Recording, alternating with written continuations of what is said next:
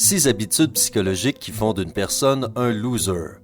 Il n'y a rien de mal à être une personne désintéressée qui est toujours prête à aider les autres. Mais quelle est la limite? À quel moment placer les autres avant soi-même exagéré? Et comment cela nous empêche-t-il de réaliser nos propres désirs et rêves? Ne jamais dire non. Il y a plus de notes pour d'autres personnes que pour toi sur ta liste de choses à faire. Aider, consulter, soigner, acheter, prêter, tu sembles être au courant de tous les autres. Et lorsqu'on te demande ce que ces gens ont déjà fait pour toi, tu pourrais passer le reste de ta vie à essayer de trouver une réponse. Tout cela te semble-t-il familier? Alors, Houston, nous avons un problème. La vérité est que tu ne dois rien à personne. Nous sommes tous des adultes responsables, nous pouvons prendre soin de nous et résoudre nos propres problèmes. Fais de tes propres tâches et objectifs ta priorité numéro 1.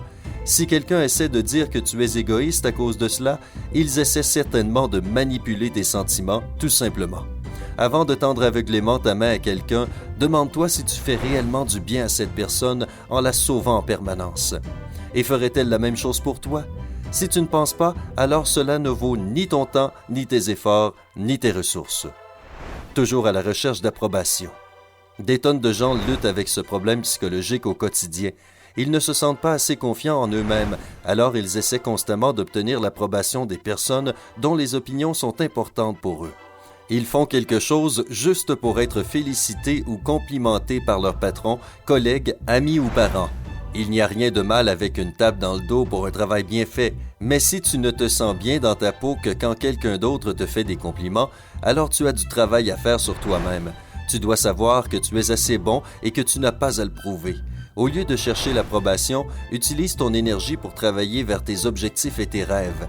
Développe tes compétences professionnelles, cultive tes loisirs, prends soin de ta santé et fais toutes ces choses pour toi et uniquement pour toi. Avec le temps, ta confiance s'épanouira et ton besoin d'approbation des autres disparaîtra. Lisser les situations. Tu évites la confrontation comme la peste. Tu ne te disputes pas, tu ne te plains pas, ne rentres pas dans des débats et ne défends pas tes convictions.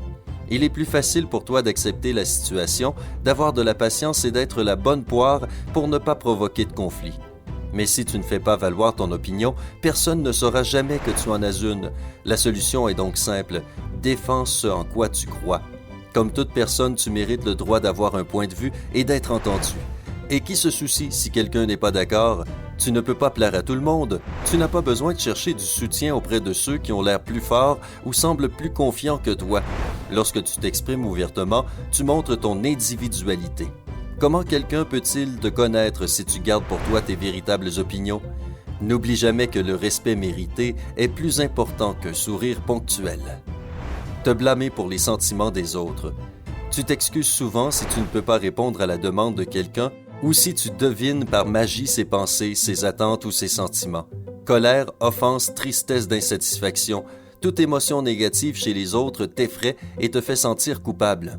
Respire profondément et dépose cette lourde charge que tu essaies de porter. Les sentiments, les problèmes et les attentes de quelqu'un d'autre ne sont pas ta responsabilité. Quand tu te sens écrasé par la culpabilité, pense à ceci. Quel effort cette personne a-t-elle fait pour résoudre son propre problème? Pourquoi a-t-elle le temps de pleurnicher et de souffrir si le problème n'a toujours pas été résolu? Si une personne te fait sentir constamment coupable de ne pas faire ce qu'elle veut, c'est sa propre faute. As-tu vraiment besoin de gens comme ça dans ta vie? Plus vite tu coupes les liens avec eux, mieux c'est. Ne pas définir de limites. Ce problème, tout comme le problème de ne jamais dire non, est commun chez les gens qui veulent plaire à tout le monde. C'est une chose d'accepter de faire quelque chose si tu as le temps et la volonté, mais c'est une toute autre chose quand tu abandonnes tes propres plans juste pour aider quelqu'un d'autre. Ta meilleure amie panique, encore, parce qu'elle ne peut pas trouver une babysitter. Alors tu annules ton dîner en tête-à-tête avec ton copain juste pour conduire à l'autre bout de la ville et prendre soin de son petit. Cela peut sembler anodin, mais quand est-ce que trop c'est trop? Tu ne peux pas plaire et sauver tout le monde tout le temps. Connais tes limites et sois assertif. Tu pars pour le week-end? Dis à ton équipe que tu peux travailler sur le projet jusqu'à vendredi et c'est tout. Point final.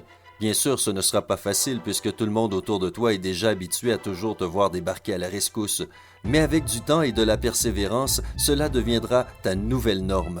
Fixe des limites et respecte-les. Faire des choses que tu n'aimes pas. La première phrase de ce problème consiste à te trouver coincé dans les requêtes de quelqu'un d'autre et ne jamais en refuser de nouvelles. Ton temps est découpé en petits morceaux dont aucun ne t'appartient. Tu dois consacrer du temps dans ta vie pour le travail, le repos, les travaux ménagers, les passe-temps ou toute autre chose à laquelle tu peux penser. Sois impitoyable et n'abandonne jamais ce temps que tu t'es consacré. La deuxième phrase est beaucoup plus compliquée. Si tu sais dans ton cœur que tu n'aimes pas vraiment ton travail ou certaines personnes dans ta vie et que cela te rend malheureux, il est temps d'agir et d'arrêter de te torturer. Détermine ce qui te rend misérable et supprime-le de ta vie. Tu mérites de te réveiller avec un sourire sur ton visage tous les jours.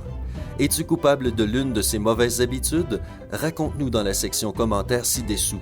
N'oublie pas de cliquer sur le bouton j'aime et de partager cette vidéo avec tes amis afin qu'ils puissent aussi briser ces chaînes psychologiques. Abonne-toi à Sympa.